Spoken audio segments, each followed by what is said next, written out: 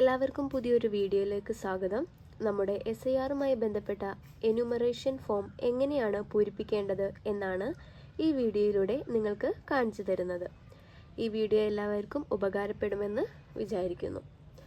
ഈ അടുത്തായി നമ്മൾക്ക് നിയമസഭയിലേക്കോ ലോകസഭയിലേക്കോ വോട്ട് ചെയ്യുന്നുണ്ടെങ്കിൽ ഇങ്ങനെ ഒരു ഫോം BLOമാർ നമ്മുടെ കയ്യിൽ കൊണ്ടുതരും.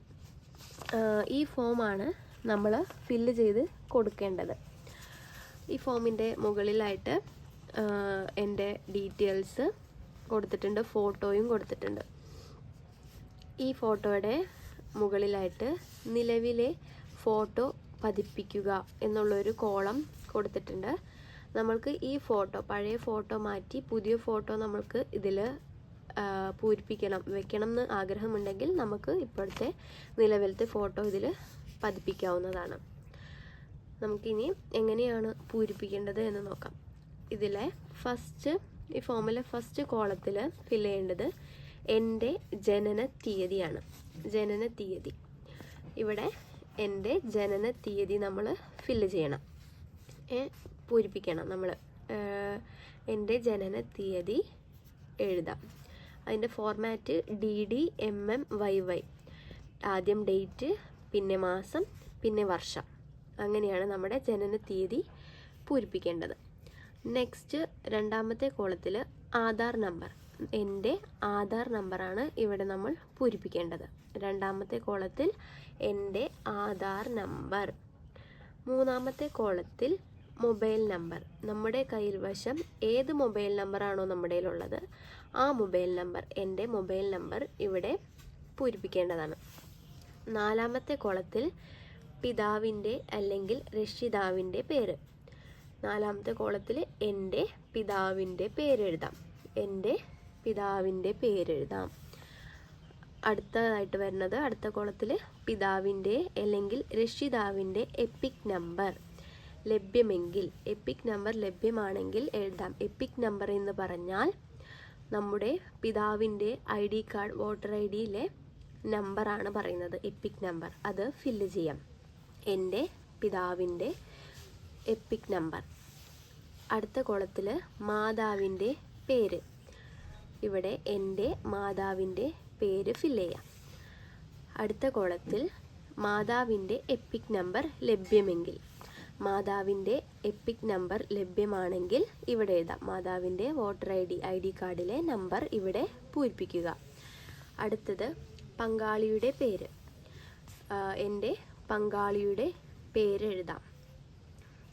അത് കഴിഞ്ഞിട്ട് അടുത്ത കോളത്തിൽ എൻ്റെ പങ്കാളിയുടെ എപ്പിക് നമ്പർ, പങ്കാളിയുടെ വോട്ടർ IDയിലത്തെ നമ്പർ, ID കാർഡിൻ്റെ നമ്പറും ഫില്ല് ചെയ്യാം.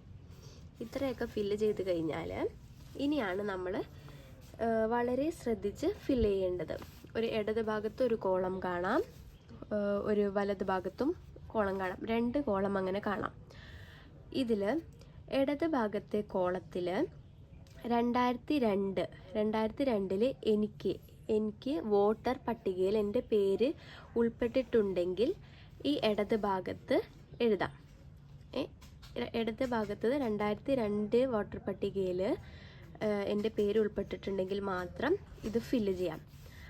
നമുക്ക് 2002 വോട്ടർ പട്ടികയിൽ നമ്മുടെ പേര് ഉൾപ്പെട്ടിട്ടില്ല, എൻ്റെ പേര് ഇല്ല എങ്കിൽ ഈ വലത് സൈഡിൽ ആണ് നമ്മൾ ഡീറ്റെയിൽസ് കൊടുക്കേണ്ടത്. 2002 ഇല്ലെങ്കിൽ, വോട്ടർ പട്ടികയിൽ പേരില്ലെങ്കിൽ. ഇതിൽ നോക്കാം, ഈ ഇടത് ഭാഗത്തെ ഇത് നോക്കാം. 2002 നമുക്ക് വോട്ടർ പട്ടികയിൽ പേരുണ്ടെങ്കിൽ നമ്മുടെ പേര് എഴുതാം, എൻ്റെ പേര് എഴുതാം. എൻ്റെ പേര് വോട്ടർ പട്ടികയിൽ 2002 വോട്ടർ പട്ടികയിൽ നമ്മുടെ പേരുണ്ടെങ്കിൽ അവിടെ പേരെഴുതാം. നമ്മുടെ എപ്പിക് നമ്പർ, ആ 2002 നമ്മുടെ ID കാർഡിലെ എപ്പിക് നമ്പർ എഴുതാം. അത് കഴിഞ്ഞിട്ട് ഒരു ബന്ധുവിൻ്റെ പേര് പറഞ്ഞാൽ അച്ഛൻ്റെ പേരെഴുതാം. അച്ഛനോ പിതാവോ എന്താണെന്ന് വെച്ചാൽ എഴുതാം, അച്ഛൻ്റെ പേര്. അത് കഴിഞ്ഞ് തമ്മിലുള്ള ബന്ധം, പിതാവിൻ്റെ പേരാണ് നമ്മൾ എഴുതേണ്ടത്. പിതാവിൻ്റെ പേര്, ബന്ധം, പിതാവ്.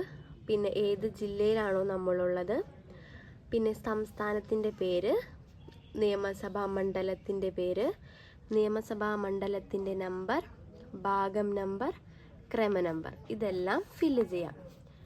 ഈ ഭാഗം നമ്മൾ ഫില്ല് ചെയ്യേണ്ട ആവശ്യമില്ല. വലത്തെ ഭാഗം നമ്മൾ ഫില്ല് ചെയ്യേണ്ട ആവശ്യമില്ല. ഇനി നമുക്ക് 2002 വോട്ടില്ല എങ്കിൽ, വോട്ടർ പട്ടികയിൽ പേരില്ലായിരുന്നെങ്കിൽ നമ്മൾ ഈ വലത് ഭാഗമാണ് ഫില്ല് ചെയ്യേണ്ടത്. ഇവിടെ ഫില്ല് ചെയ്യുമ്പോഴും നമ്മൾ പേര് എന്നുള്ളിടത്ത് എൻ്റെ പേര് എഴുതാൻ പാടില്ല. നമ്മുടെ വോട്ടർ പട്ടികയിൽ 2002 വോട്ടർ പട്ടികയിൽ ആരുടെ പേരാണോ, ഒന്നില്ലെങ്കിൽ നിങ്ങളുടെ പിതാവിൻ്റെ അല്ലെങ്കിൽ മാതാവ്, ആർക്കാണോ വോട്ടുള്ളത് അവരുടെ പേരാണ് എഴുതാം. അപ്പോൾ പിതാവിൻ്റെ പേര് എഴുതാം.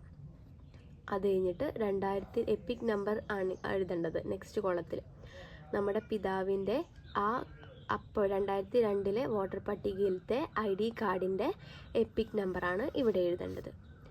അത് കഴിഞ്ഞാൽ ബന്ധുവിൻ്റെ പേര്, ഒന്നില്ലെങ്കിൽ ഈ പിതാവിൻ്റെ പേരെഴുതാം. ബന്ധുവിന് 2002 ഉള്ള ആളുടെ പേരാണ്. അപ്പോൾ നമ്മൾ എൻ്റെ പിതാവിൻ്റെ പേരാണ് ഇവിടെ എഴുതിയത്. അപ്പോൾ എൻ്റെ പിതാവിൻ്റെ പേര് ബന്ധുവിൻ്റെ പേരിൻ്റെ അവിടെ എഴുതാം.